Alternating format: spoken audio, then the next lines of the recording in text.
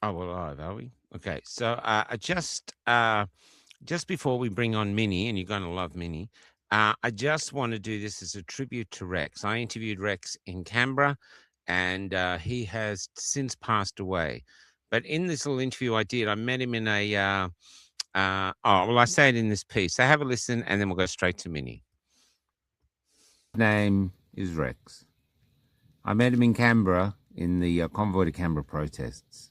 After we'd been kicked out of the Epic Showgrounds, those who hadn't gone home basically dispersed to different properties, and this is where I found him. He was in a flimsy A-frame, probably from Kmart, and he hardly had anything. But he'd worked his way down at 74 or older, I think. Somewhere up in Queensland on buses and trains till he finally walked into Epic Camp, where he was hugged, and he says that in the interview to how he was really moved by that. But as the world was going crazy around him, because they all believed the Faucis of the world, who have now been proven to be full of lies, he was wanting to fight for freedom. And he didn't have anything to fight with it. He had no weapons at all, except his presence, which is what he brought to the table. I loved this interview at the time. I tried to share it everywhere because I adored his spirit. And I've just found out that he's passed away. So out of respect to this beautiful man, I'm reposting this. Yeah, Rex, what are you doing in this little tent in the back of Canberra fighting the good fight? I just feel we have to make a stand. I won't go into all the details. Yeah, no, I get it. Everybody knows what I mean by that, I'm sure. Yeah. And how old are you? 76. 76. And how'd you get here? You got a car or you... I suppose you're ready for a story, aren't you? Yeah, man. Well, I was going to get you out of here a bit just so we can get some more light on your Well, face. originally I couldn't sleep the night, Friday night before all the stuff started happening at the library. Yeah. So I packed my suitcase and got my trolley out that I had for markets and loaded it all up and caught the bus to Ballina, and thinking that I'd go to the big new survey on the freeway. Anyway, it's raining and I'm wet, and of course the thing's on the wrong side of the highway. All the exits heading north, and there's only an off-ramp on the other side, so I go home, unpack, put everything back in the cupboards, and then I had to come down, and so I thought I'd go with comfort and get a sleeper. Yeah. Oh no, sorry, there's track work. You got to get a bus. So I got a bus from Lismore to the casino and a change there, and then a bus all the way into Central. How long did that take? Well, to get here to Epic, 24 hours. 24 hours. There was a 6-hour stopover for the Canberra train, so Yeah. I just lay in the grass in a little park there opposite Central. Yeah. And oh man, the welcome when I got here was just you know how you heard all the carry-ons for each car. Yeah. Well, this old guy pushing his stuff up the drive there, I got the biggest cheer and had wonderful women lining up to give me a hug. So that's what they don't understand. We have love, and they don't understand it at all, do they? That's why I think it's a spiritual war. We're holding on to it. Their empathy seems to be missing. Well, I've been a warrior for a long time, mate. I was at the Vietnam March. Yeah. I had a job in the CBD and walked out of the office and did the march for that. And then I was at, what was next, Terania Creek. Yeah. When I was my hippie stage.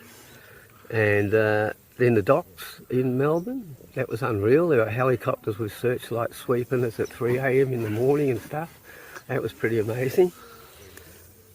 And then at Lismore, there's the big gas protest out at Bentley. Yeah. And that was very similar to the atmosphere here, you know. It was all the camaraderie, and and there were the cops at dawn and all that sort of stuff. Yeah. But what they got us, one of the things they tried was the health issue in the kitchen, the makeshift kitchens. And Yeah, stuff. yeah. Oh, they'll try anything, I think, at the moment. They want us gone. Oh, they're very smart and they've thought about it for a long time. What keeps you fighting? Well, I wasn't fighting for a while there, mate. I was in the flat for 2 years. Couldn't go anywhere, couldn't even get a cab. I'd sold my beautiful old BMW, so I was basically stuck. I bought myself a little Kawasaki 250 for Christmas. Yeah, I love bikes myself. But what brought you back to the fight then? I mean, most people 76 are getting stuff it, and yet here you are. Oh, adventure, man. You've got to have adventures. Yeah, I love it. I That's love it, it. yeah. You think we got a chance? I just hope love wins. Only live in hope and take day by day.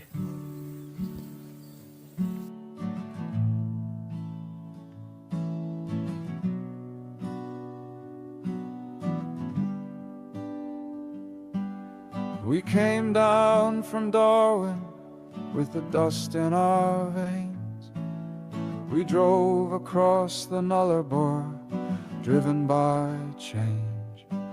There were convoys from Melbourne and busloads from Cairns, where we camped at Wodonga and fueled up at Pheasant's Nest. And there were tears of hope singing through our liberated eyes as we scrawled freedom forever across our government's lives, as we scrawled freedom forever across all our government's lives. And we didn't come to start a war, and we didn't come to hate. Instead we came to remind you that we were still your mates. And we didn't come to start a war, and we didn't come to hate. Instead we came to remind you that it was not too late.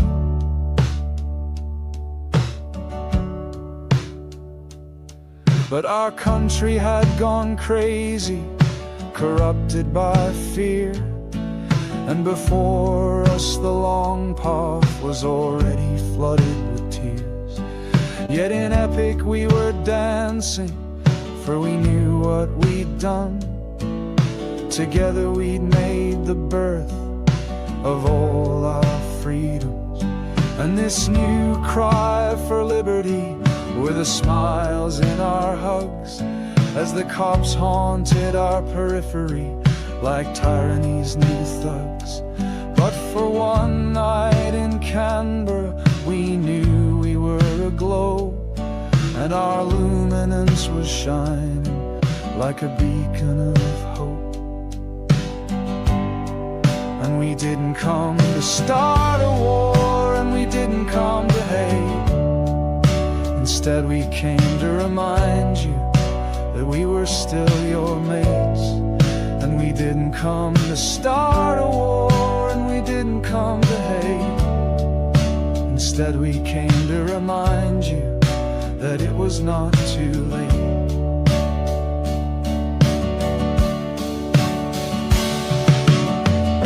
So never forget how, by just being authentic,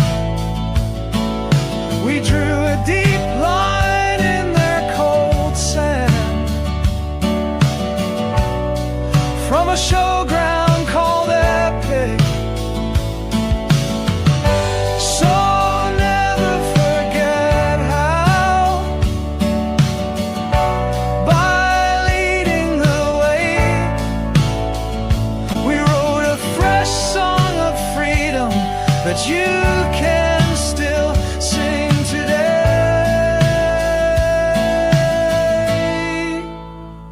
So sing like you've never sung before. Sing now like your soul's found its wings. Sing out like an echo through our time, until our grandchildren are born, humming our lines. Until our grandchildren are born in the freedom's warm and glorious light. Until our grandchildren are born in the freedom's warm and glorious light.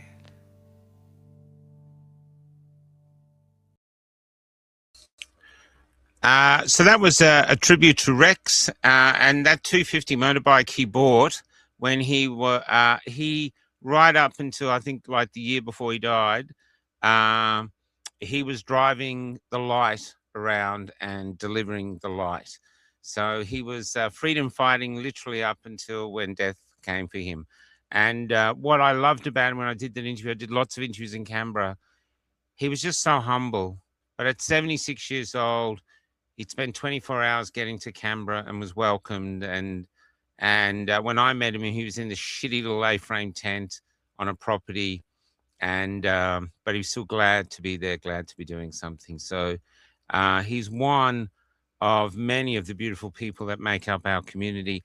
And we're going to introduce someone new to the Cafe Lockdown community tonight. This is Minny, who we've met here in Perth. And she's incredible. She's a fine artist. She writes for The Spectator and other things. And let's just bring her on and get talking. Here she is. How are you? Hi, Michael. Well, that actually had me tearing up. That tribute was really special. Well, this is us. He was really a beautiful man, and he reminds me of you in a way.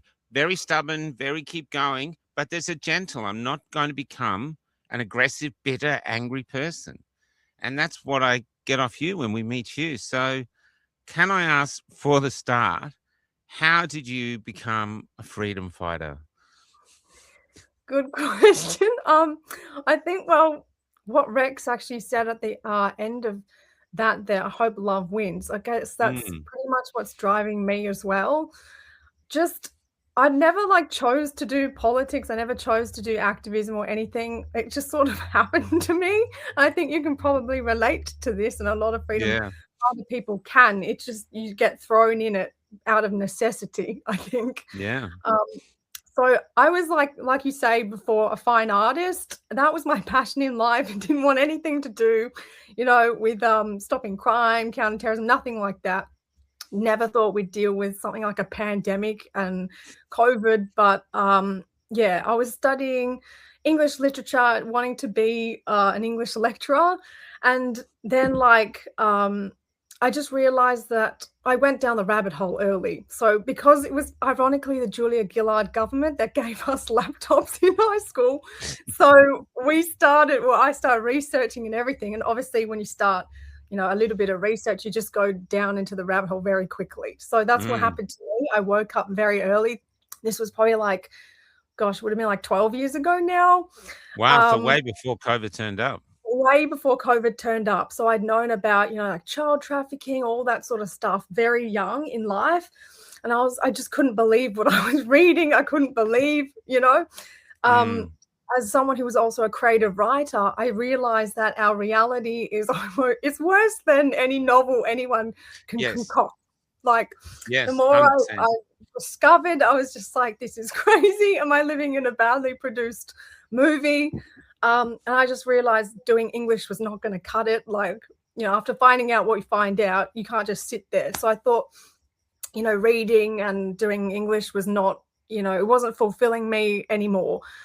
So I decided to take law. My pastor actually recommended that I do take law. I think he knew I had a political kind of angle to me early on, maybe before I did. So yeah, I just went into law. I didn't think I'd even get in because my ATAR wasn't, it wasn't 99 or anything like that. It was very kind of average, probably academically inclined, except not I'm never going to do a PhD or anything like that. It wasn't that sort of academic. But anyway, my pastor said, try law. So I did that, ended up really liking it, especially all the crime type stuff I was learning. And the more you dig into these cases, the more awake you become. You just realize that the world is such a dark, sinister place. So I realized that quite young. Then, of course, COVID hit in the middle of my law degree, and I was taking, it honestly sounds like such a badly produced movie, my life does, but COVID hit, couldn't even go onto campus because they said, oh, you have to take the jam. I'm thinking, are you kidding me? Like, I'm studying the law, you know, to find out how to protect my rights and everything. And you kind of go in there all innocently thinking, oh, this institution's going to teach me how to protect our rights. And then reality hits, you know, and I did health law as well. I took it as an elective and I wrote a paper, dissertation on the COVID mandates. And at the time, I had a very woke, you know, supervisor, and it was just a woke institution. So it was torture. For 9 years of my life, I did a torturous, you know, 2 degrees there. And I just got shoved with the most wokest progressive stuff. And I was like, I've got to do something. So I just ended up doing rallies and, you know, getting sucked in as you naturally do with other types of political activities. And here I am. Can I ask, why do you think the universities are so woke? Because over here, or in Melbourne at the time, R.V. Yemeni exposed that RMIT, or one of those universities, was actually paying students to be trolls. Right. To be trolls, to actually attack free speech.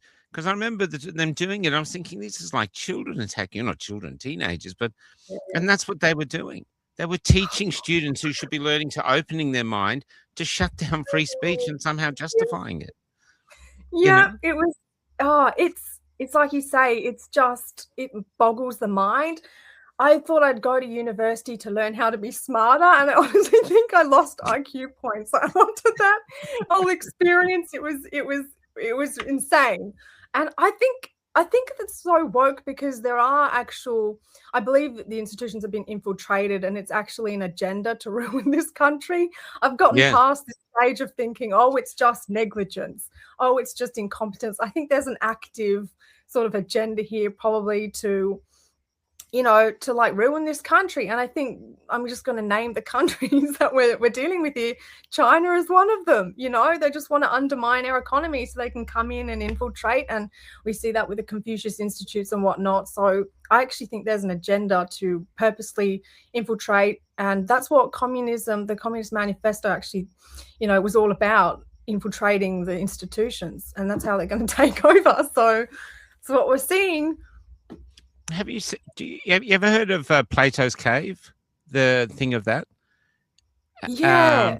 Where basically Plato's Cave, as far as I know, he believed that reality to some people, they live in a cave and there's pictures on the wall, like shadow pictures, and there's people doing puppets, and they think that's reality.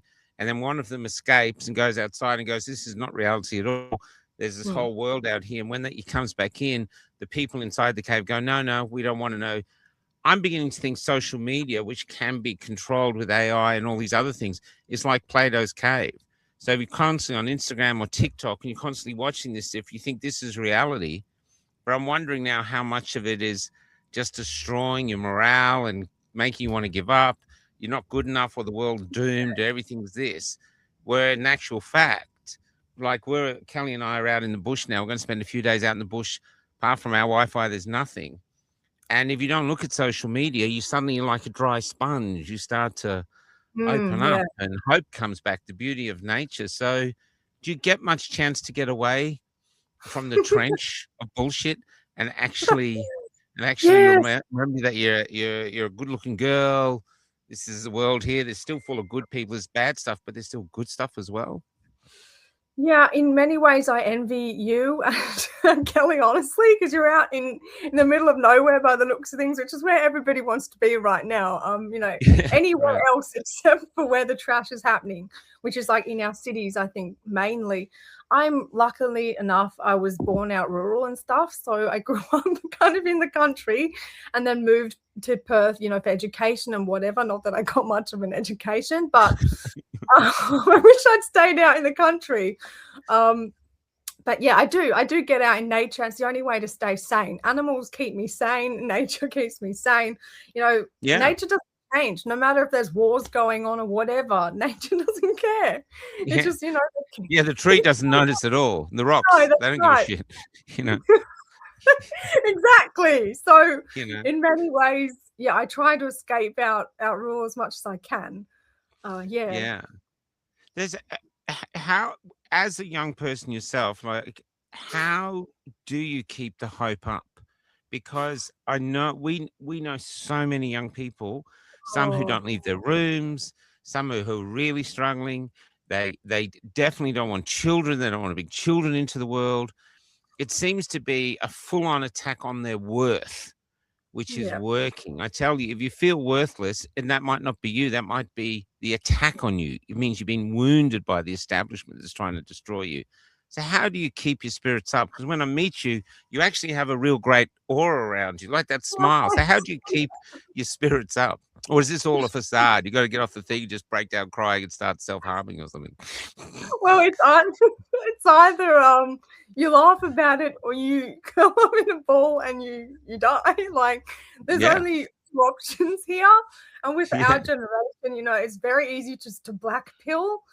And I just feel like I'm not a quitter. I've never been a quitter in life. I had good parents and they brought me up well, told me just don't give up. And I've never been depressed, thanking God for that. But it is I can see many of my friends have descended into that just because there's no hope, or they feel like there's no hope. That's the crux there, what you just look said. Around, there's no houses. And you mentioned, young people not wanting kids and stuff like that. It's a real shame because I actually think a lot of them do want, kids and family. They just can't have that because the state's not allowing them to, because, you need to work 300 million jobs and rake in 200K per year just to, buy one small property, average suburb. And even then it's like you're competing with immigrants that are coming in here. And it's just a lot of people, it's very easy for them to give up. Yeah. Well, I think it's easy because when you're young, you don't know where you fit in. And another young person we interviewed, like we interview some young people are full of positivity. They say a great change is coming. People are going to walk away from the current system. But others talk. I remember one young woman we interviewed in Victoria. She said, we don't have a culture anymore. There's just people on an island doing stuff. And yeah, that's what she said. It was really upsetting to hear. And wondering if you're the generation that has to reestablish all of this, to actually reestablish who we are as Australians. What do we want? Where are we going? Because I think I could probably confidently say that you do not want to go the way that the government's taking you. No. No, definitely not. You end up in a mental asylum, quite literally, if that was the case. With a lot of AI cameras watching every move.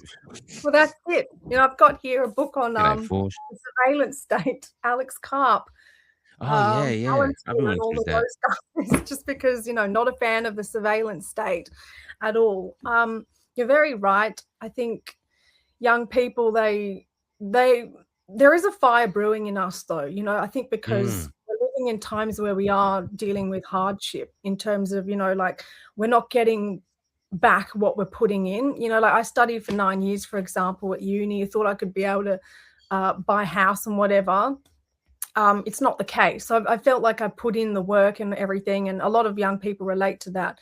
They're putting in the effort and they're not getting anything back. They still don't have a family at 30. I'm never dated. I've actually never dated. I'm 29. So, things are looking dismal. Get out.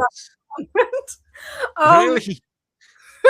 Well, it is what it is. But yeah, a lot of... No, I have to say, let's stop you there. I saw a survey. 45% of men 18 to 25 have never asked a woman out.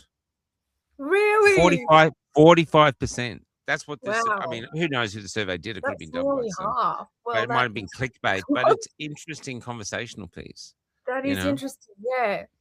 And of course, I do have some good guy friends as well that keep me sane. So like I haven't given up hope with like family and all of that sort of thing, which is nice. But yeah, so young people, I think there is a fire brewing in us. We want change.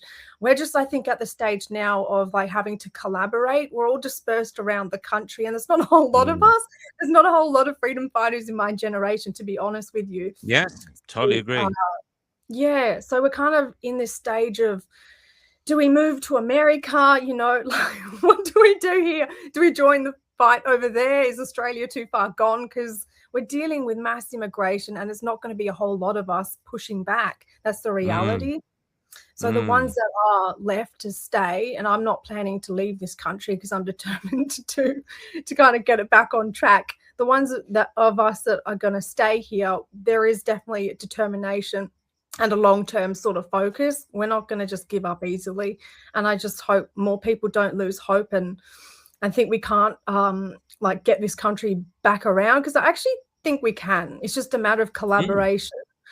Collaboration is the biggest one, and egos. So if people just drop their egos, learn to communicate and collaborate, we can actually change this situation around quite quickly.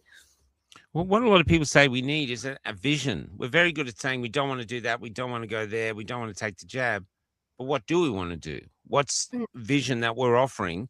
So other young people can say, well, the government's offering poverty, debt, you know, basically $1 trillion worth of debt that you guys will never pay off, debt, and basically perhaps homelessness in your own country. And we should say, well, let's offer them this instead. We don't have the money now, but together we could build it. So what would you like to see for the country?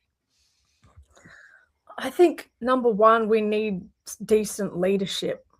You know, I wouldn't be sitting here doing this podcast with you if I didn't think we had some hope in changing things around with the right leadership. But we've got to be really discerning about who we choose to lead us. I think we've seen what's failed in the past, and now it's time to pick, you know, different strategies going forward. Like what we did in the past, it's just not working. So we have to reroute and choose a different strategy. So different leadership, I think. What else? We need. You wrote a piece here, didn't you? You wrote this country is fed up with the old political order. Yeah. So you're writing to the Spectator. So talk about this piece here, because I think it's not just young people, all of Australia. That's why I think Pauline Hanson has a chance this time, because people just want change, you know? Yeah. No, it's funny. Like I was even talking to a couple of my older friends the other day who I just stumbled across in the park, and they were telling me, because they'd been Labor supporters for the longest time, and even they were telling me, oh, hang on, Pauline Hanson, she's offering something different. You know, she's offering an alternative. I think people are sick of the uni party. Labor and Liberals, like they're just the same, you know, the same beast, really, the same two-headed beast. And I think people have woken up to that. So if we just pick something different, I think, this country has a chance of actually rerouting itself. And I'm a huge Pauline Hanson fan. I'm a member of One Nation, and I see decent people in this party. I was a member of the Liberal Party for 7 years, and it was a stagnant party, especially for young people. The sort of caliber of people in the Liberal Party. I had some good Liberal Party mates, but also I witnessed some really weird types in that party, to be honest. And it's the same with Labor. They're just not normal people. I think the country is starved of just normal, decent people in leadership. Like, why can't our politicians just be normal, you know, people that care about normal things? Why do you think that is, though? Because, say, a perfect example is Peter Garrett, who was the head of Midnight Oil, you know, and he joined Labor, and everyone's thinking, oh my God, finally we got someone in who's going to be for us, you know, he's going to have a great voice. And they broke him. Right. He just became a nothing, you know what I mean? And so you're wondering if it's the people in the Labor Party or the actual party itself, which I don't know. I don't know how politics works, but, you know, you see it like that. I know that you have to vote on party lines. Someone said to me the other day, when you join the Labor Party, the whip sits you down and goes, okay, all those election promises you made to get in, that's great, but forget them. You're going to vote the way we tell you to vote. So I don't know if that's the truth, but it seems to from the evidence. And the other thing is, do you think the politicians are working for us, or do you think there's either corporations behind it wanting to push for global governance or something else? What are your thoughts? I'm very fortunate to know some very good politicians currently, it's an absolute pleasure to work with politicians who actually do care about the country and put the country first above anything else.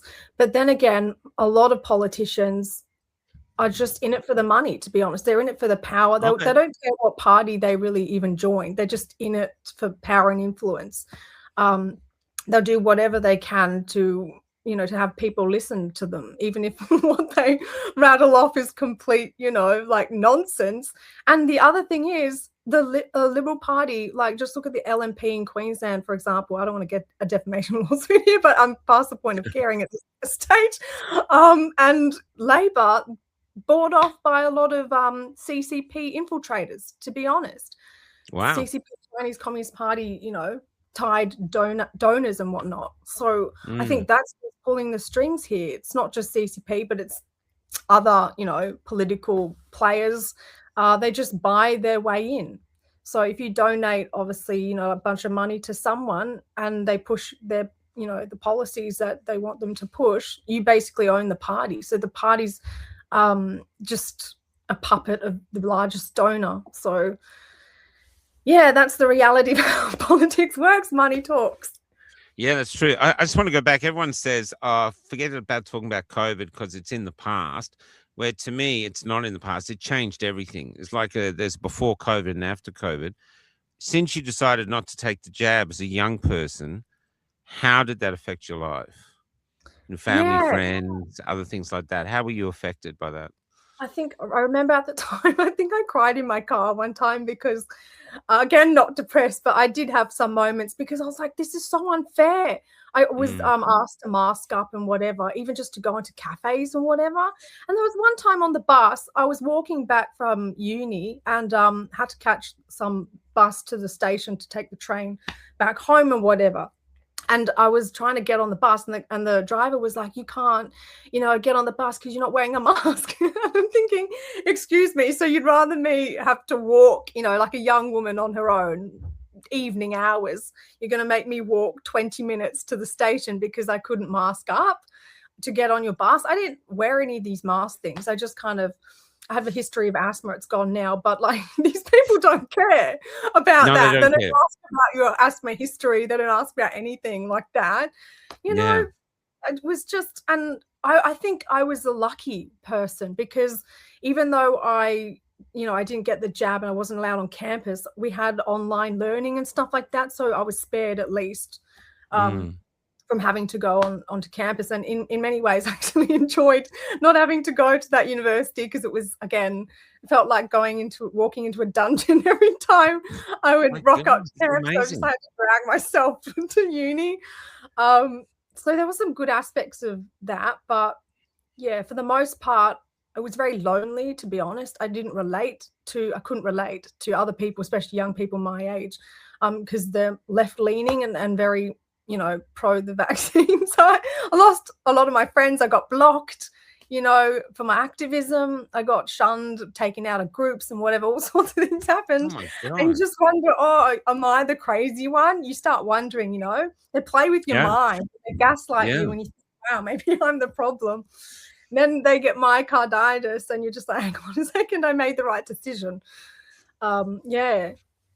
It's interesting when they do get myocarditis and these things, they still don't blame the jab, even though it's obvious. Did any of them actually admit that they...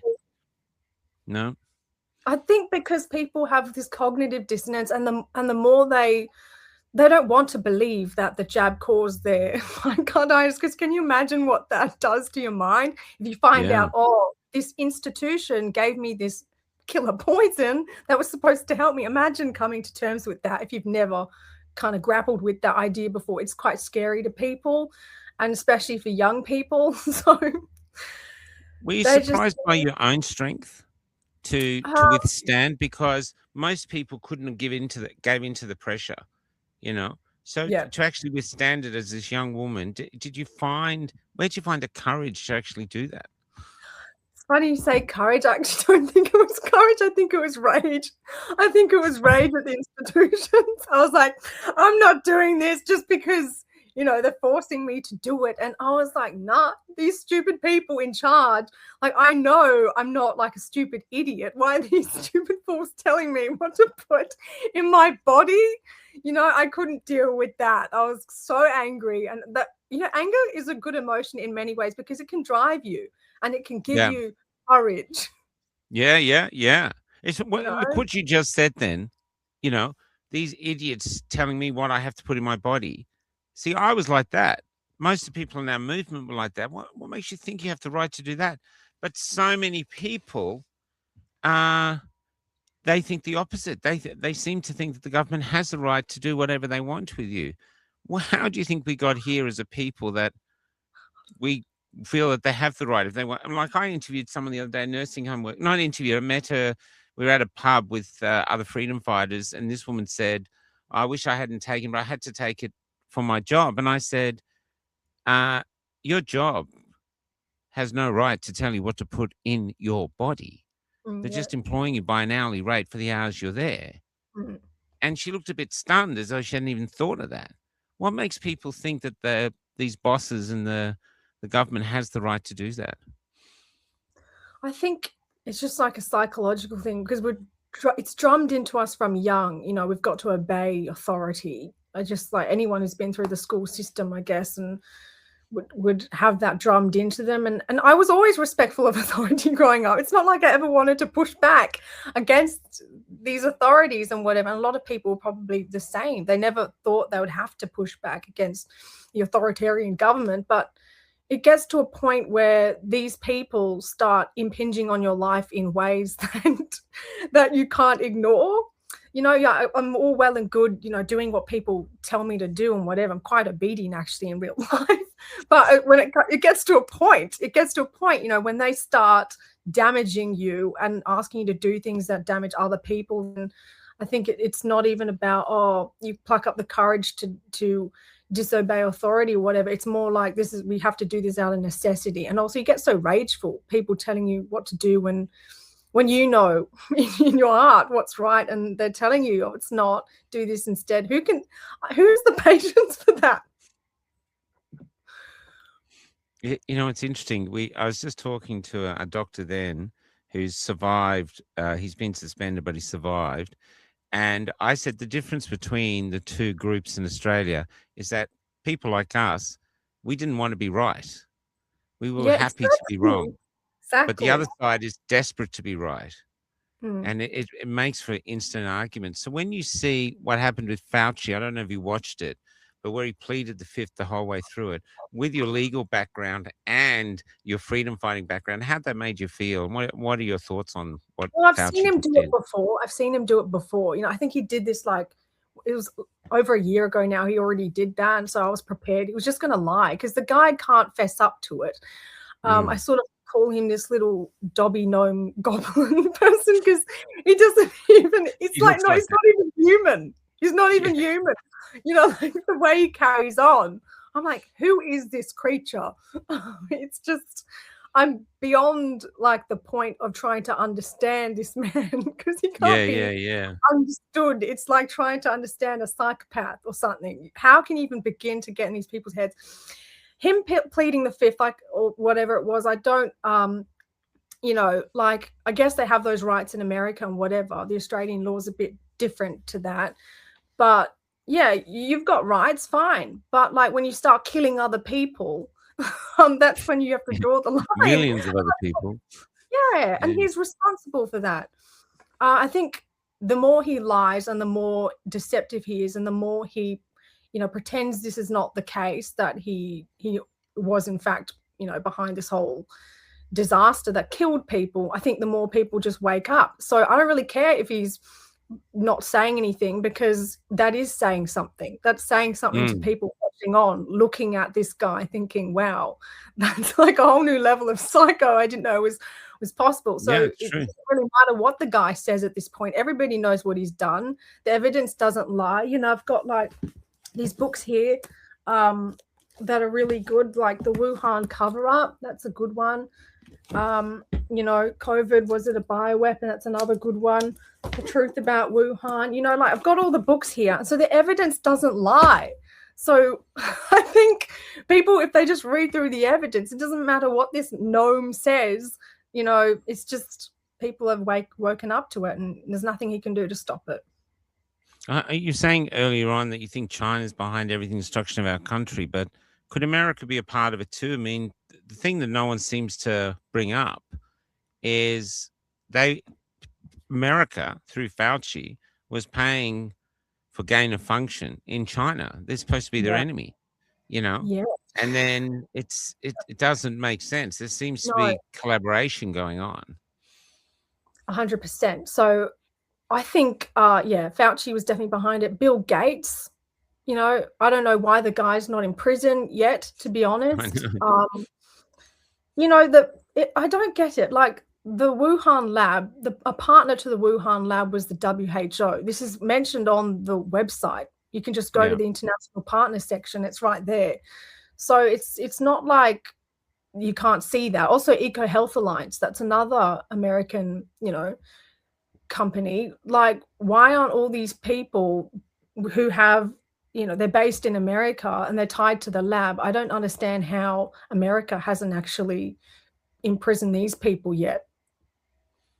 Yeah, it's not well, this is what makes you see corruption. So as a young person looking up, you've had to survive what is the COVID conspiracy, where obviously it's all a crime, and then Epstein Island coming out, no one arrested at all, except Epstein, who's mysteriously committed suicide, hung himself with his toothbrush or something, I don't know, but there's, you know, and now we see all this crazy stuff. How do you see, because you're going into the world, and when I was born, the world seemed pretty like Law and Order, like there was good and bad. There was a few bad people, but basically people were good. When now the corruption, you just can't unsee it. So how do you feel going into that? It's like, is that what makes you feel the world is dark and we have to change it? Yeah, I think the more you find out, the worse it gets. Like, and it's very easy to black pill, you know, you get to a certain level, just nothing shocks you anymore. I've hit that level. I hit it a long, long time ago. Nothing I read sort of shocked me. I understood how dark the world is, how weird some people can be. So nothing really shocks me. I just think now it's a matter of bringing that to the light.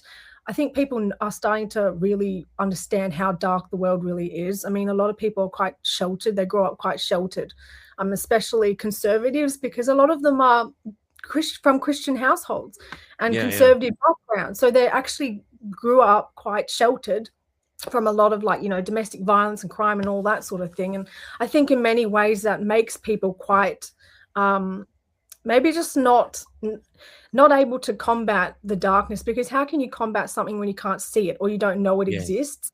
But I think when you get to a certain point where, you know, you start learning about reality, and I think we've hit that point. We've hit like the 100 monkey, so to speak, and the world's woken up to how dark the planet is. And now it's just a matter of exposing that to the right channels and whatever, and using our networks and bringing it to the light and stopping it. Yeah. Well, let's see, where do you see the hope? Because I have places where I see a lot of hope now, but where do you see the hope moving forward? Yeah. I mean, to be totally straightforward with you, I see hope in one nation.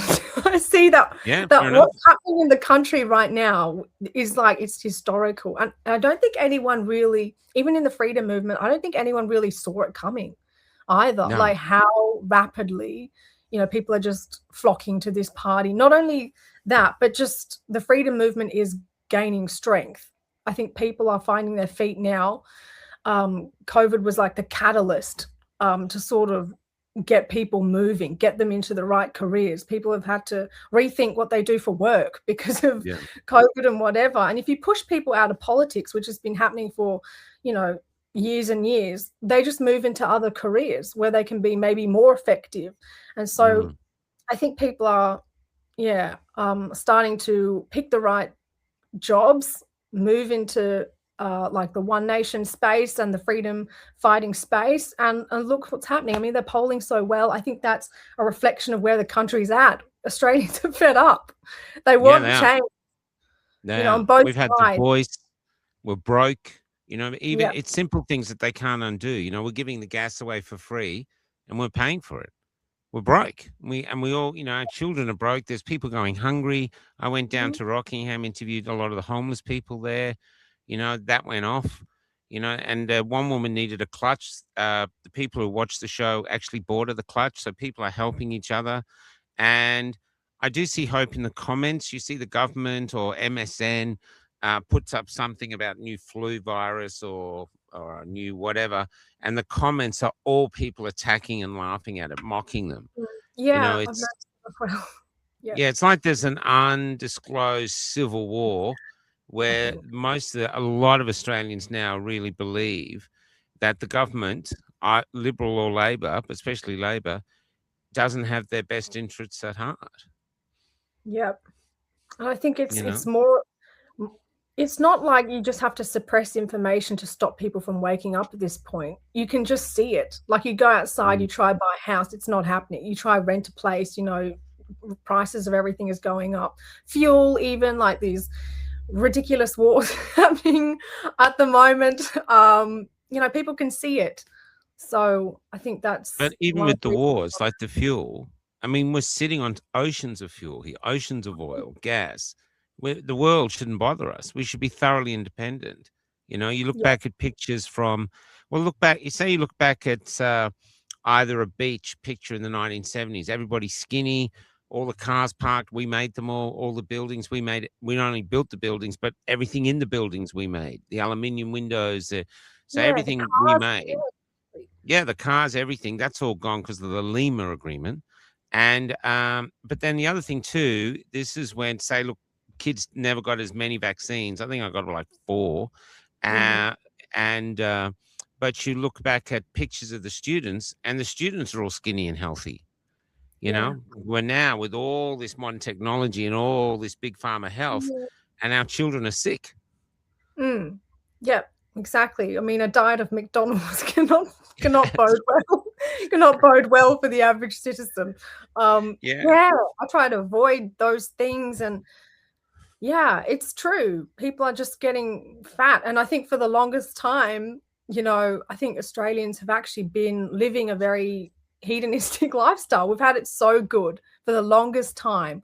We haven't had to deal with, our country doesn't border on other countries, for one thing, so we've never been all that perceptive when it comes to war and infiltration, because we've never really had to deal with. We have had some instances in the past, but nothing like a serious war, like the size of like World War II or whatever. Nothing, or even like Russia and Ukraine. Nothing that massive is kind of what I'm getting at. But I think now with China kind of right on our doorstep, and I think with the immigration and the infiltration that you can see now, and you can see the major parties sort of playing into that with the whole net zero thing. What the heck is that? Like we're sitting, like you say, on a bunch of resources here in this country, barium, thorium, uranium. Like, why the heck aren't we the nuclear powerhouse of the world, supplying nuclear energy to everybody else? 100%. And meanwhile, we've got this ridiculous, nuclear ban in place. I'm just thinking, what? And net zero, what is that going to achieve? We've got Kwinana Coal Station being shut down in WA. And they're putting in batteries, renewable type batteries into this facility, CATL batteries. And that company was blacklisted by US, I think it was the Pentagon or US, one of the US institutions. They blacklisted this company. Why do we have those things in Australia? And you can only, I don't know where I was heading with this. I think it was war and infiltration. We can see it and observe it now. I think we've been living in such a hedonistic life for so long that we've been asleep at the wheel, and now it's, we're getting a wake-up call because things are just being destroyed around us. I think so. I grew up in the era called She'll Be Right era, which means people didn't take much of a notice of what was going on with the politics, and She'll Be Right now. I think people don't say that anymore. Now they say we're effed, and that's what seems to be happening, and I think the second one comes because of the first one, and you have to be you have to participate to a degree. You have to see what's going on, question what the politicians are doing, because if you don't, this is where we end up. So here we are on probably the richest land in the world when it comes to minerals, or one of the richest, and our people are homeless. It doesn't make sense. Yeah, I know, it doesn't make sense. Make sense. And there's no houses, and we have all this land. I know. And there's no, and they're talking about food rationing, and yet we have acres and acres of arable land. And the other thing is, makes sense. Nothing makes sense. And the other thing is, we're surrounded by coast, yet we've got a drought, supposedly, and water irrigation problems. It's like, build the pipelines then, you can actually, energy changes everything. If we had the right energy source, like nuclear, that can power everything else. The pipes that we need, everything else is dependent on the energy model that we have. So if we're working on a really ridiculously weak energy model right now, of course the country is going to suffer. Why are we putting ourselves behind India, China, South Korea, and every other country when we have the resources and we're sitting on them and we're just exporting it to everybody else? But we're not going to use it. We've got a nuclear ban, but we're like shipping off iron ore to everybody else and coal. Doesn't make sense. Well, I saw something the other day when it said the lucky country, and it was really interesting. And apparently the term, it became a beloved term, like we're the lucky country, but it was actually initially was derision, because it basically, you're lucky because you have all these minerals. You haven't fought for it. You haven't earned it. You just happen to be upon all, have all this mineral wealth and land and everything. And we seem to have squandered that, But can I go morally? What do you think morally? Because you're also growing up in the LGBT, alphabet people, who pronoun people. You must have had to do that in uni, which is just. Tell us about that. Tell us about being white in uni. Explore that. It was the worst thing ever, because I was doing fine art and English literature. That was my first 4 years of my life in uni. That's the most wokest subject you can take. And so we were studying, some of the books that we were learning was on incest. I'm thinking, what? So it goes beyond. What do you mean incest? Incest, sexual relations. Promoting it. Yeah, books that had it in there. I know. And I'm just thinking, how is this even legal? There was lecturers there that were actual Satanists, as in, I can't say too much on here, but just take my word for it. They were actual Satanists, teaching us some of these units, and the students could tell. Mind you, we couldn't do anything about that because these people are in charge, and you don't want to, say something and get marked badly. The types of people in these institutions teaching us were just something else. So this LGBT woke stuff, we got just blasted. How did you handle the pronoun stuff? Because I heard if you misgendered people, you get in a lot of trouble.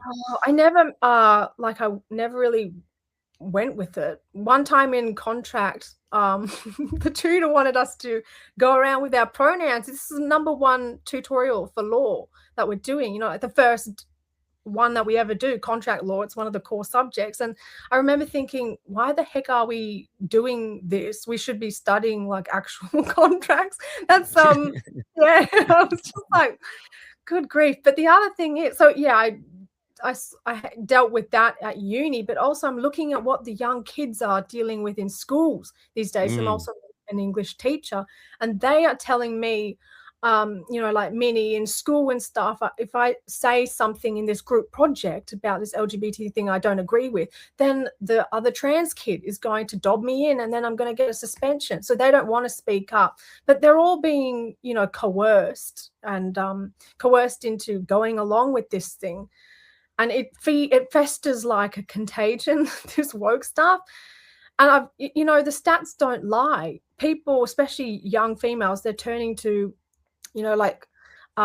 trans ideologies in droves. They transition together at school. It's becoming like a club cult thing. And oh my God. It's pretty insane what's going on. Yeah. And that's actually what happens in satanic cults, by the way.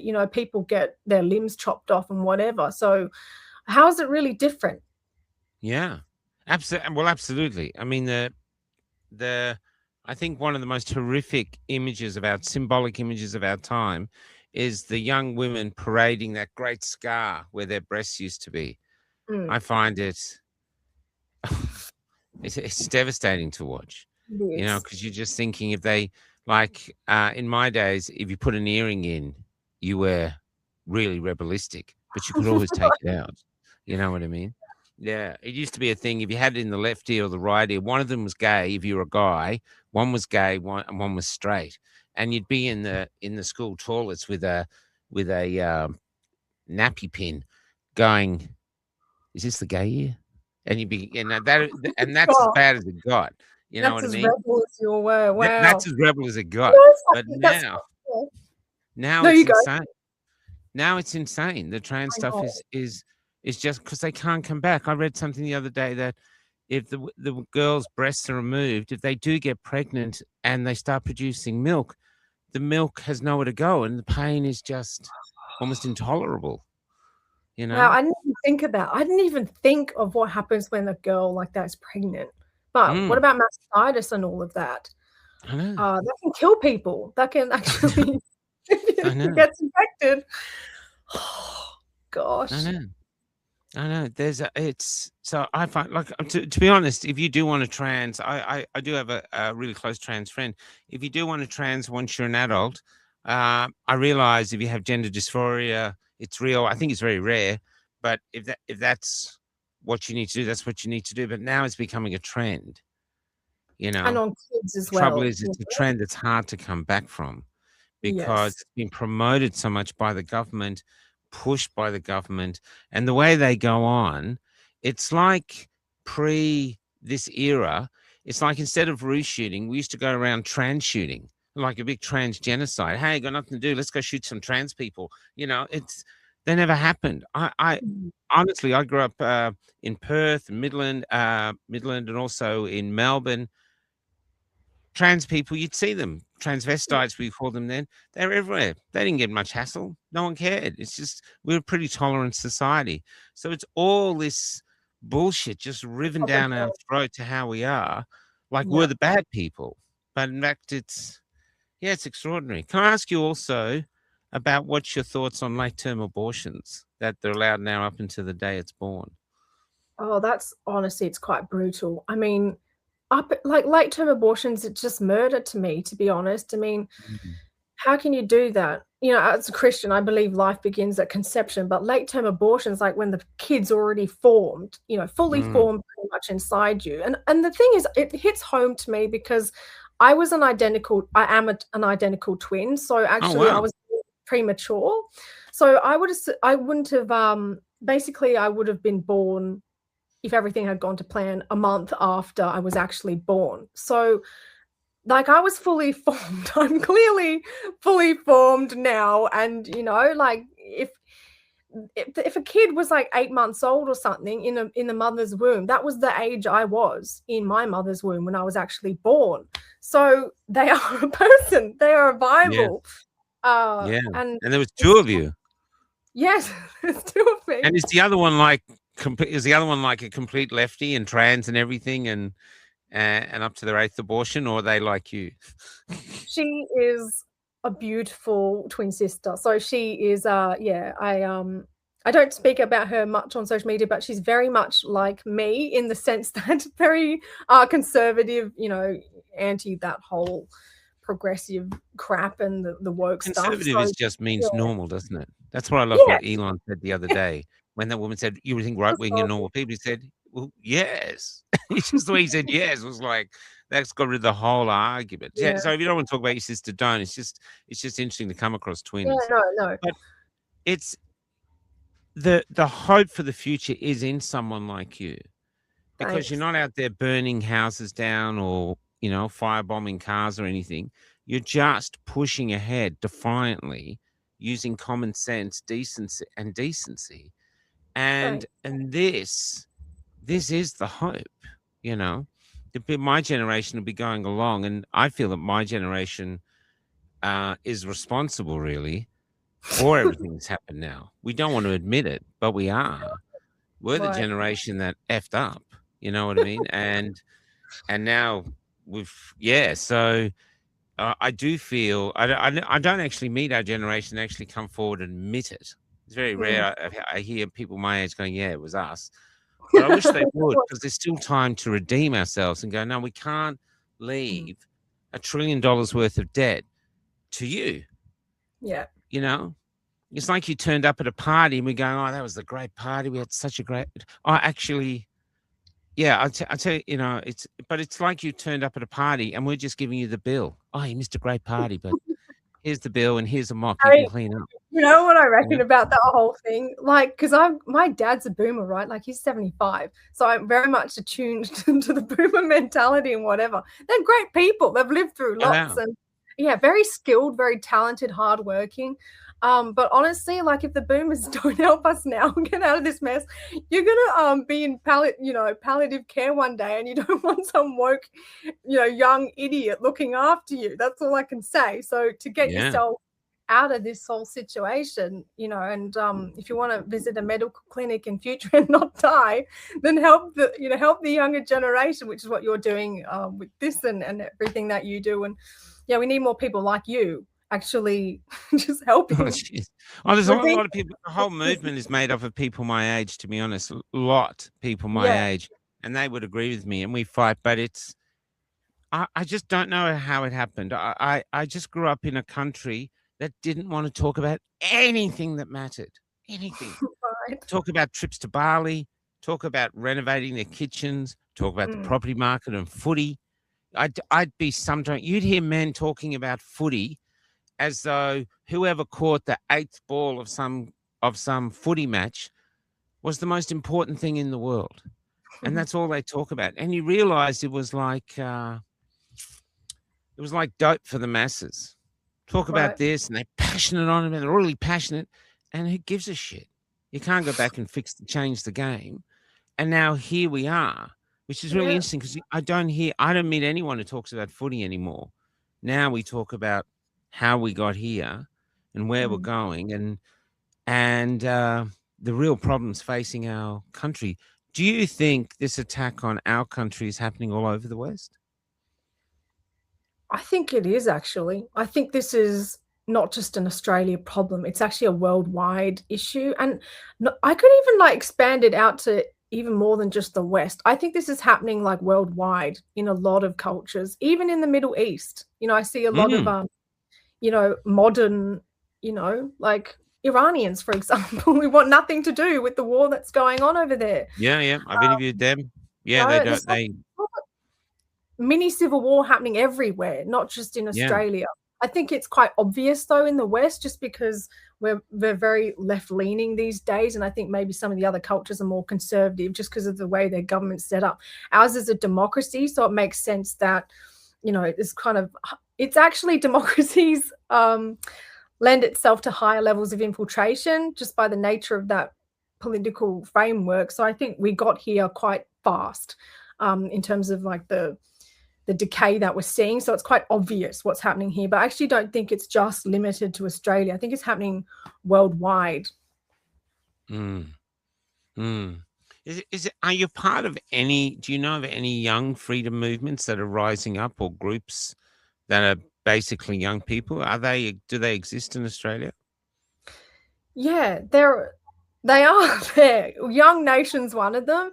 I had some really decent friends in the Liberal Party as well at one stage. They're quite decent. The younger ones who aren't necessarily moderate, they're not pro net zero and whatever. A lot of the young people who join conservative parties, they tend to be quite right wing, which is interesting. They're not just moderate conservatives. They're actually right wing, fully right wing. So I find that quite fascinating. So you'll find them in political parties, in conservative political parties. You'll find them in churches as well. A lot of young people, if they're not political, they're still, in churches, you'll find a lot of awake people kind of trying to figure out now, how do I use my knowledge to then change the system? They've maybe avoided politics in the past, but now they're how do I get involved? And some people are more likely to join a political party than others, and political parties is not the only, I think, way forward. I actually think we need people everywhere, not just in parties giving their time to that, but also we need people in the workforce, just young people in the workforce speaking up. Everybody's got to do it in every department that exists. So it's not just I agree. Parties, it's everywhere. So we need a groundswell. We need to somehow get people excited by a future we could have if we just try work towards it, rather than, because I've got a saying that the only freedom most Australians want is the freedom to endure, where, they don't seem to want freedom of choice, freedom of speech. They won't defend it. And if you don't defend these freedoms, people steal them off you, which is what we're seeing. I don't know where I'm going with that, but if you were going into politics, or you were going into whatever sphere you went into, what would you be pushing first for change?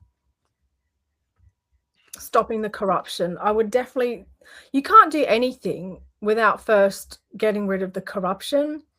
That's what I sort of learned over time and through my own involvement, in politics and whatever. Like if the system is corrupt and you're dealing with your high levels of infiltration, it doesn't matter what ideas you bring to the table, it's not going to be enacted unless firstly you've got a clean slate to work on, and the people in charge are actually competent. So I think the number one thing I would push is stop the corruption, drain the swamp, maybe drain the billabong here in Australia might be what I'd attempt to do if I was ever, like a parliamentarian or whatnot. Yeah, just expose people. I think people need to speak up, name names. A lot of people are very afraid of actually naming names, but how do you expose something without being specific? You've got to, at the end of the day. So that's the number one thing. I've got like a list of people and a list of things that I want to expose and bring to light if I was ever, given a massive platform or something. And I think once you do that, then you get in place competent people that know what they're doing, in the departments that they're experts in, and they'll just naturally clean it up. If you get competent people in the right systems, networking with the right people, that's all we need, and collaboration and communication. I think that's the number one thing I'd probably push. I've been watching some speeches by the Singaporean leader, I can't remember his name, who took Singapore from being basically Lee Kuan Yew, little swamp, and changed it into the powerhouse he does. And he talks about corruption, and that's what he said. He got rid of it. There was, so and you can look it up and find out to how he did it, but they would not stand for it at all at any level. You any sense of corruption, you're prosecuted and gone. Where we look like we have some of these ministers who take their families on $400,000 trips and all this, and if they get caught, they go, I didn't realize I wasn't allowed to do that. And it's like nothing. The other, I saw one that they've lost $2 billion whole in some thing. It's hard to watch these things because I'm not really into politics, but and here's Matt Canavan going, if you worked for a business, they'd be wanting to go, where's that money? But you work for the government, everyone's like, who gives a crap? There needs to be, probably the second thing I would push is justice. Just having a legal background, I understood like the need for strong justice, and deterrent mechanisms that actually work. I think we're too lenient in this country. We're just, the prisons. We're letting off a lot of migrants. There's a migrant let off in Queensland the other day who'd assaulted several women, and they didn't want him deported, so they've let him off. If you don't lock these people up for life, doing crimes that heinous, they're just going to go out. Like the recidivism rate is really high for criminals who do like sexual crimes and whatever. It's just, the justice system has to reflect the times that we're in, and we're actually not living in times that warrant a lenient justice system. The crimes are just getting too insane. And look at the Bondi shooting, and we're having shootings happening here now, and actual terrorist attacks. Unless you crack down on it properly and deport people and fully use those functions, you can't. Look at that Bondi attack, though. I mean, that was clearly Islamic and Islamic terrorism. and yet our prime minister comes out and says, no, that was right-winged extremists are the concern. And then even the police commissioner comes out and says there was no evidence that it was religiously motivated. You go, what? You know, I think there's just like mass ignorance about Islam in general, and I don't think people realize, because maybe the people in charge haven't read into Islam, don't really know much about the doctrine, but it's not just a religion, it's a political ideology. It's like on the par with Nazism, and in many ways worse. And I think people forget the Grand Mufti collabed with Hitler, so it's like these two things go kind of hand in hand.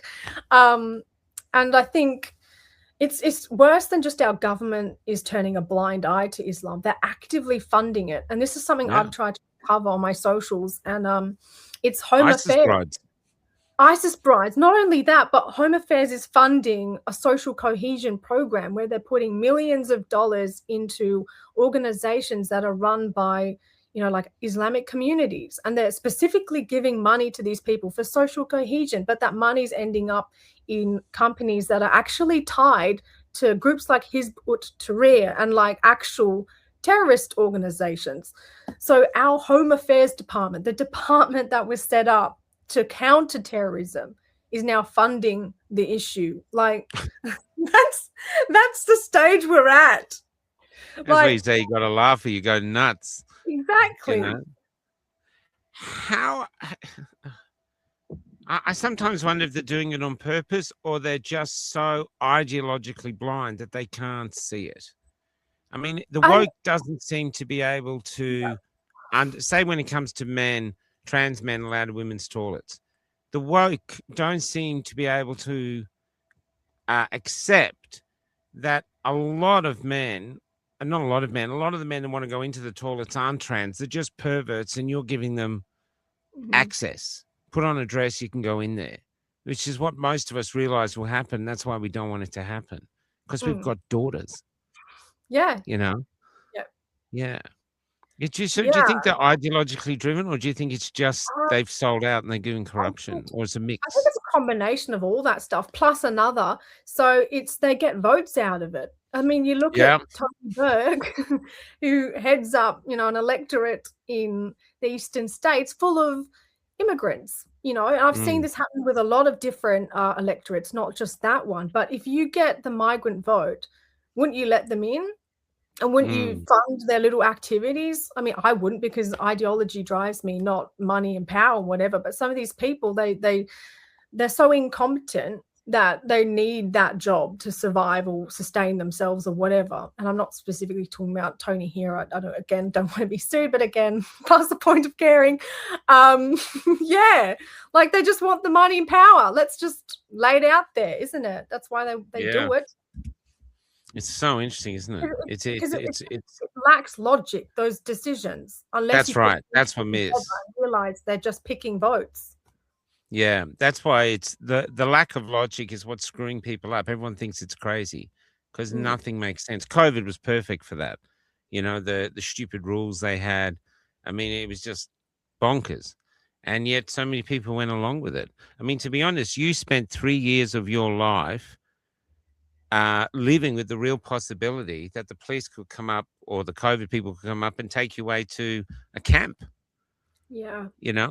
And they built the camp in Bullsbrook, so it was that real.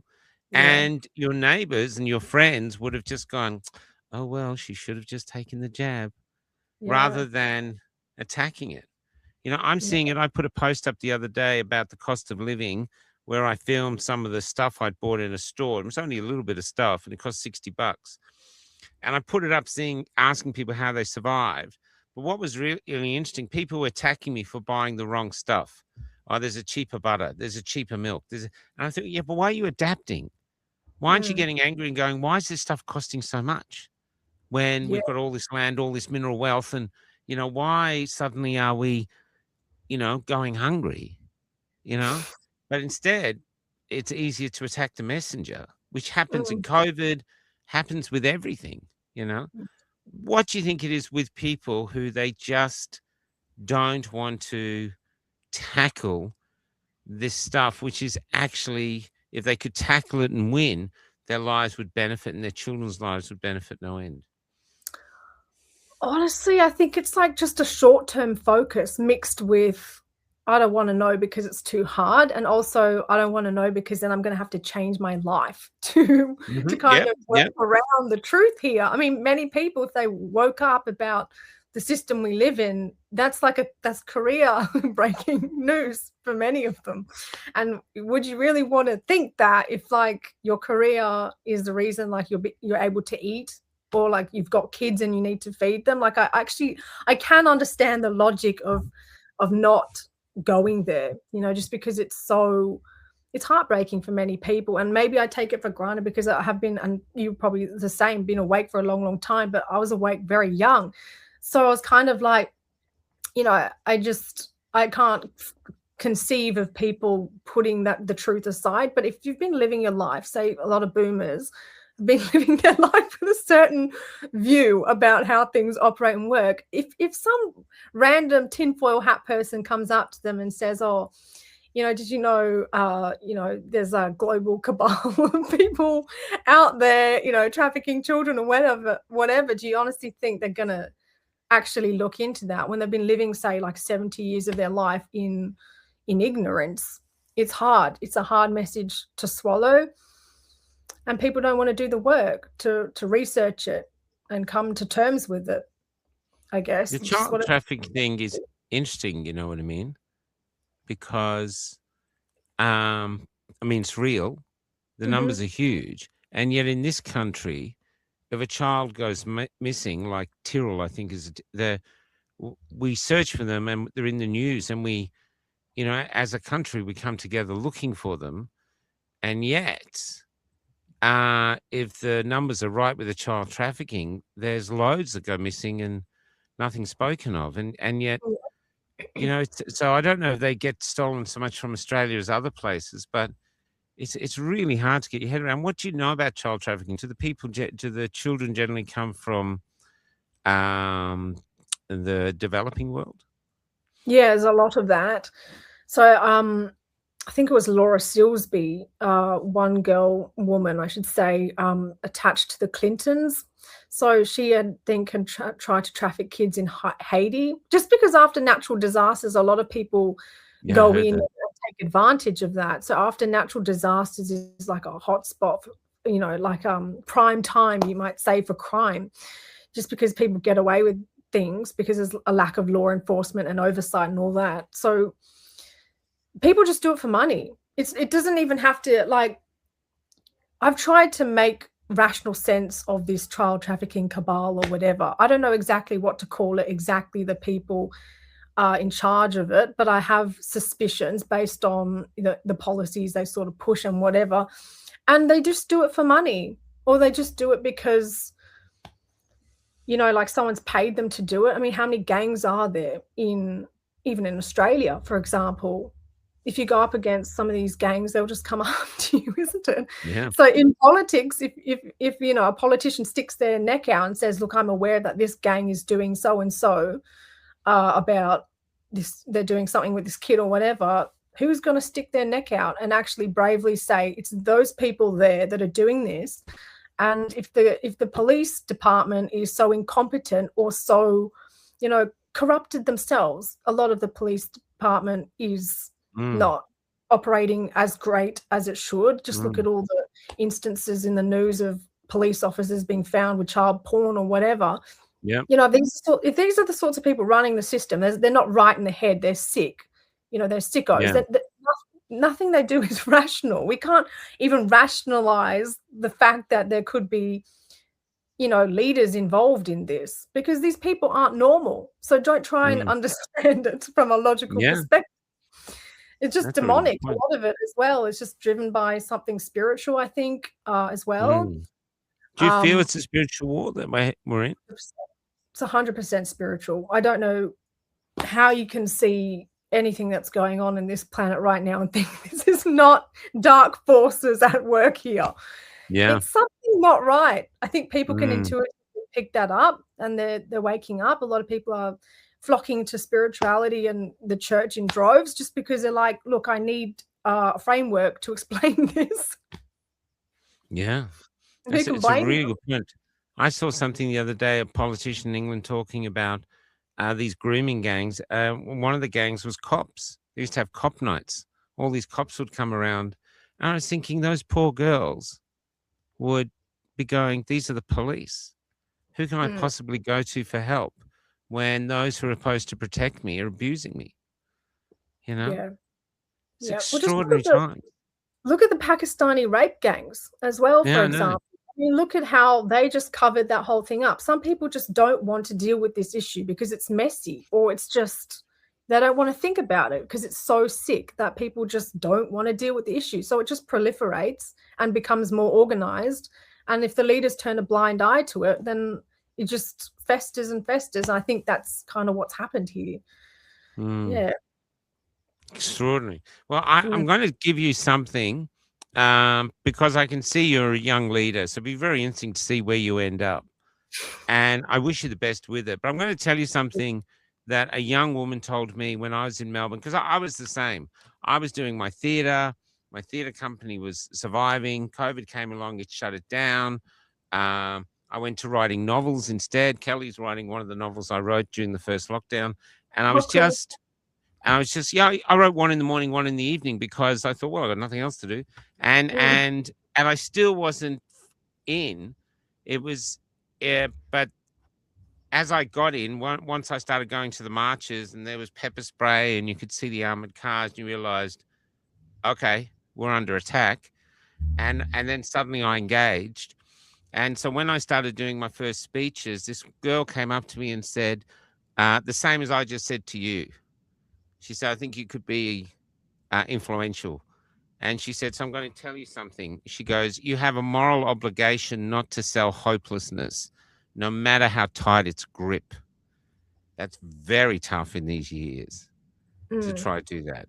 So we should try, if there's anything else you want to say, but it's a really good way to try end this, because we have to offer hope. So is there anything else you'd like to talk about before we move to trying to do the hope thing? We covered quite a bit there, actually. I'm quite impressed. Did, man. Yeah, you're great, Minny. Yeah. I had a feeling of it when I first met you. I thought that girl's great. Have a go. Just think, because we can't sell false hope. We have to sell real hope. I'm seeing real hope in young people I meet like yourselves. Kelly and I were in Victoria once, and a group of 6 young people saw my bus, came in to meet us. They were all freedom people, and they're working together. They had their own businesses. They'd met in the marches. They'd lost all their friends, lost their jobs, and come together and were setting businesses and were thriving. And I thought, there's the hope. And so I see it. I see it in the hope that there are people my age and older. I have loads of gorgeous people in our community and the freedom community who are fighting constantly, like Rex. Right up until just the year before he's dying, he's driving around on his little motorbike delivering the light. I mean, so I see defiance and real hope everywhere. I see people waking up. So where do you see the hope going forward? Because you're going to need it. You're going to need to have tanks in you, like fuel tanks full of hope, to get you through. Because I know you say you don't get depressed, but despair is going to be hunting you down. So where do you see the hope? You know, what keeps me sane personally, it's art. And I actually think people think, oh, politics is going to be, you know, where the hope comes from or whatever. It's politics, yes, but what drives everything, even our politicians, it's actually emotion still. You know, you can have all the logic in the world, you can have the degrees, you can have, you know, research and whatever. What actually drives us is emotion, and it's relationship. And I think people, if they understand that and really come to terms with how powerful that is, like, there is always hope. And as an artist, you're an artist, you understand, you know, that how much art can drive people. I just want to show some of your art as you're talking. This is some of your drawing an aircraft carrier. So that's some of your art here. Yeah, that's done in biro sketching. Yeah, I think art's the way forward. You know, it was my first degree, my first passion, and politics is just like a sort of thing I do to kind of drive you know, I guess that political wagon, but I'm an artist at heart, and I'll always be an artist at heart. And I think that's the soul of what this movement can achieve when it's harnessed. The artists need to rise up. In history, they've always risen up. In times like this, the artists don't get silenced. It's always the artists that are the free thinkers, the ones that think outside the box. It's going to be the same.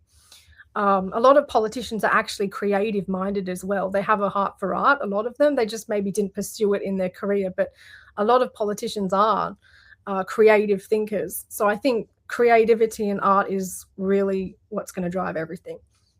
Well, art is downstream from politics. That's what they say.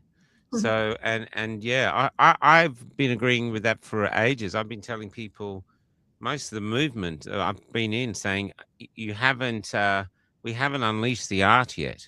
I think a perfect example was when that Oliver guy wrote that song, Rich Men North of Richmond, and the whole world celebrated this song. You remember? I can't remember. No. Oliver Anthony wrote a song, Rich Men North of Richmond. He was broke. He wrote this song, and just everyone was singing. Apparently, the young people still sing it.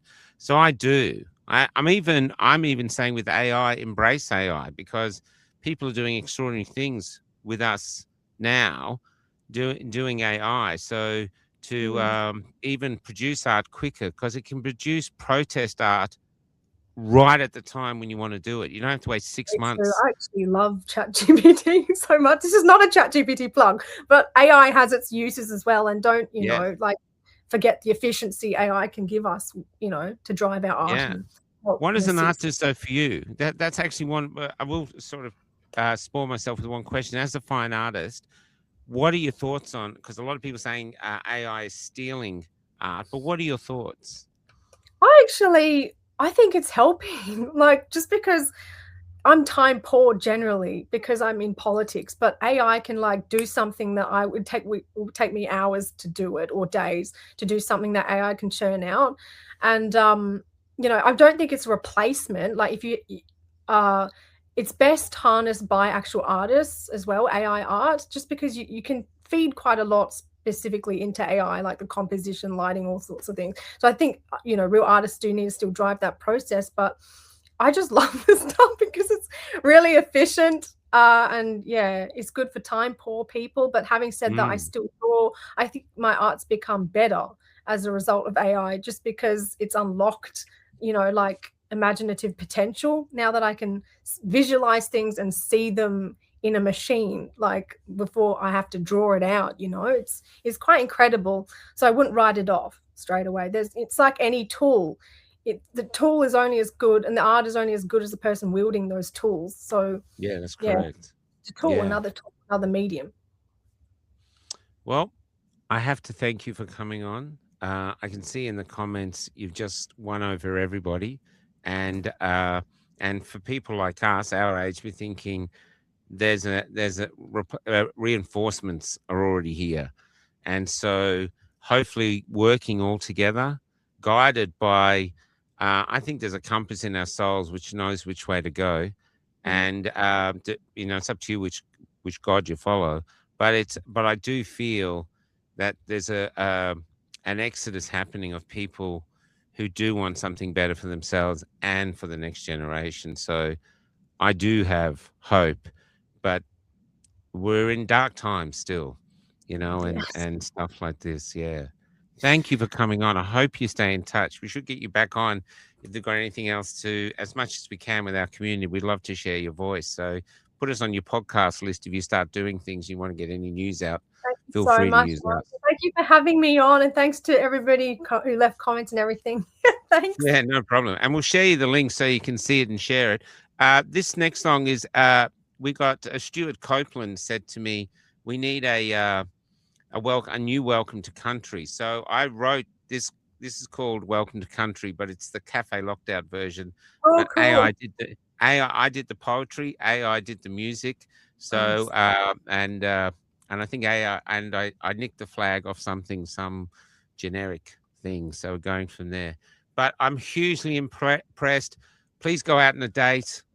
It's love is a good thing in the planet as well. So I wish you luck there. But apart from that, it's been a joy to have you on. Thank you so much. Thank you so much, Michael. Thank you. Okay, no worries. This is Welcome to Country, the Cafe Locked Out version.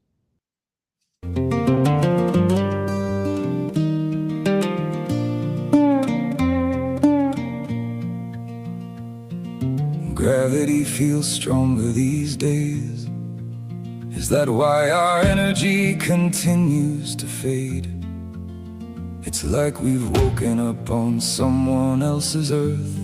It's like we've all woken up on somebody else's earth. Where were we when everything was changed? Was it when they made our houses our cage? For ever since then, everything we loved is now another reason to be ashamed. Why are we putting up with all of this? Don't we want all of our kids to know that they are all wanted, and that this land is their home? Why are we putting up with all of this? Don't we want all of our kids to know that they are all wanted, and that this land is their home?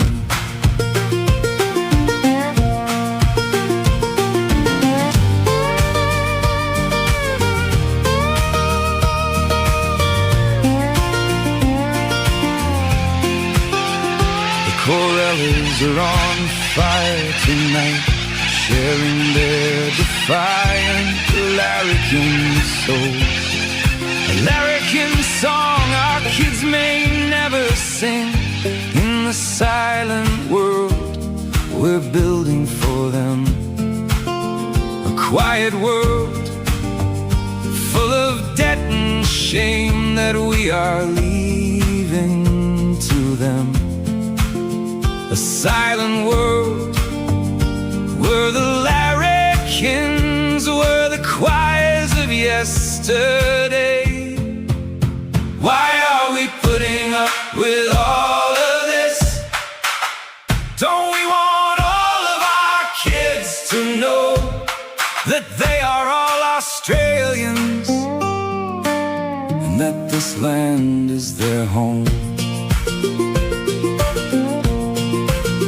Why are we putting up with all of this? Don't we want all of our kids to know that they are all Australians, and that this land is their home?